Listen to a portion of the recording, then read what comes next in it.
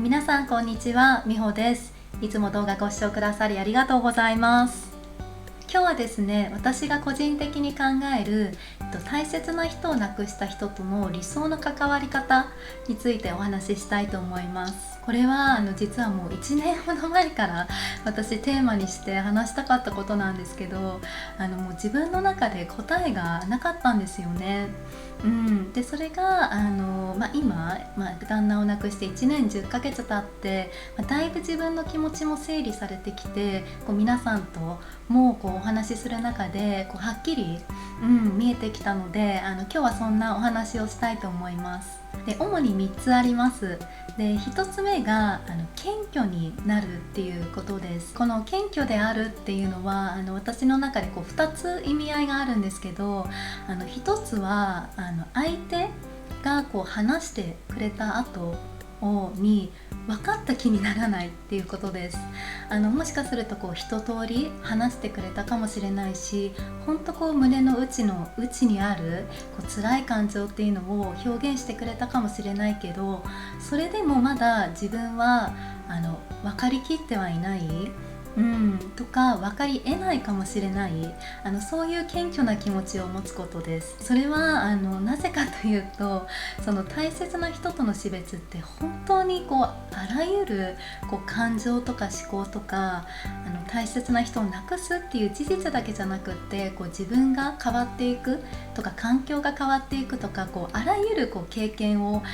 内包しているものだと思ってるんです。その全ての一側面だけを今私は見ている、なんかそういう気持ちでいることってとても大切だと思います。でそういう謙虚な気持ちでいると間違ってもそろそろこうしたらっていう助言になったりとか、こういうことねっていう風にすぐ結論付けたりとかするような、そういうちょっとずれた対応っていう風には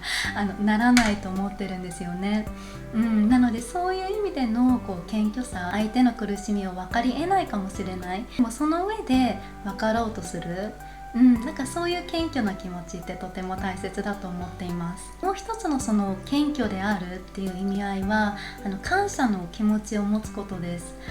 多分大切な人を亡くした方ってすごく傷ついている状況で弱っている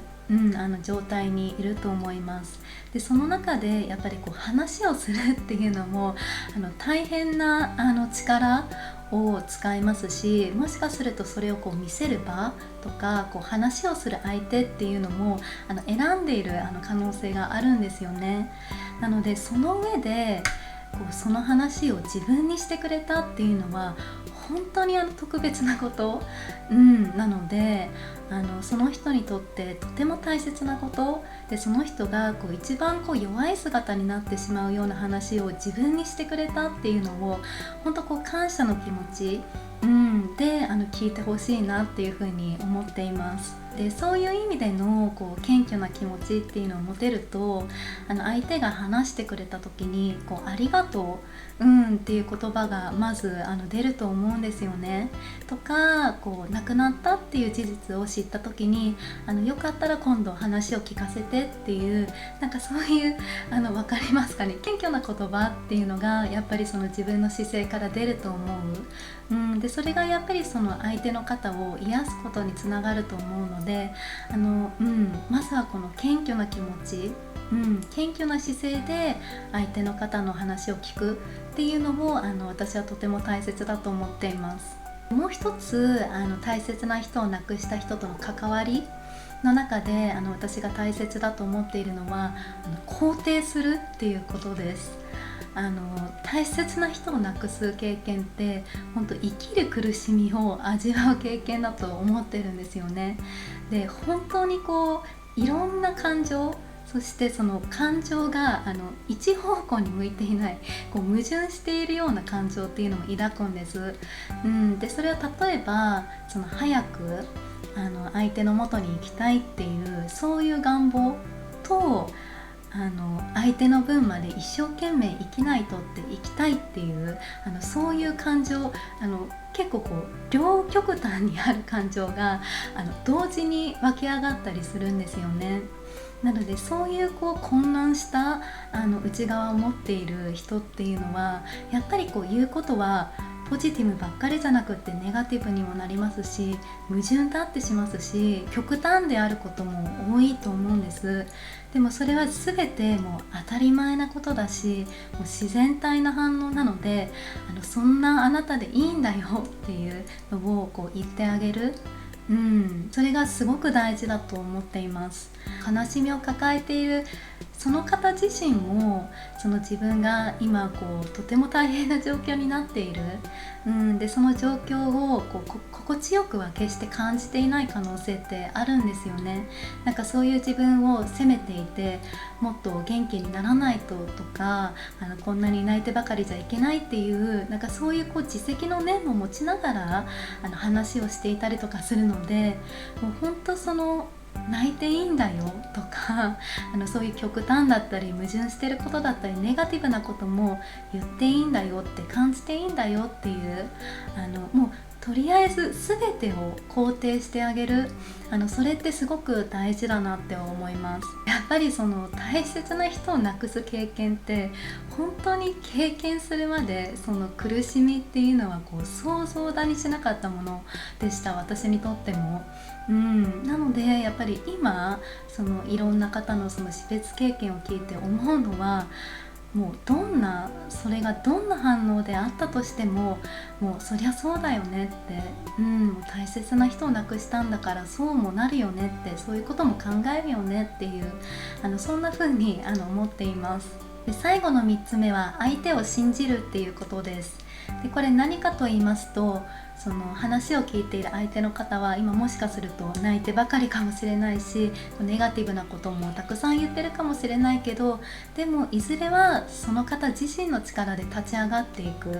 ていうことを信じることです。でこれは私自身を振り返るとそうなんですけど、やっぱり1年前の自分が今こうやって人間関係に恵まれてやりがいを感じられるようなことをやってるっていうのは本当想像だにしなかったこと、で本当に大丈夫なんですよね。大丈夫だからって放っておいていいっていうそういう意味ではないです。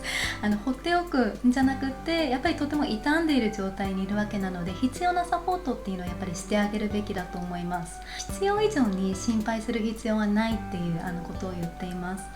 でやっぱりつい大切な友人とか幸せになってほしい人が苦しんでいる状態にいると、つい聞き手としては張り切ってなんかいろいろしてあげなきゃって、いろいろ言わなきゃっていう風になってしまうんですけど、それが必要ないよっていうことで言っています。私たちの体が例えば傷をつけた時に自然治癒力で治っていくように、私たちの心もきっと同じような仕組みでできてるんですよね。なので、大切な人を亡くして傷を負っても必ず自分の内なる力でその傷を修復していける、でまた幸せを求めて生きていくっていうのは必ずその人自身ができることなので、それを信じる気持ちっていうのがとても大切だと思います。常日頃から思っていることなんですけど、人を支える時とか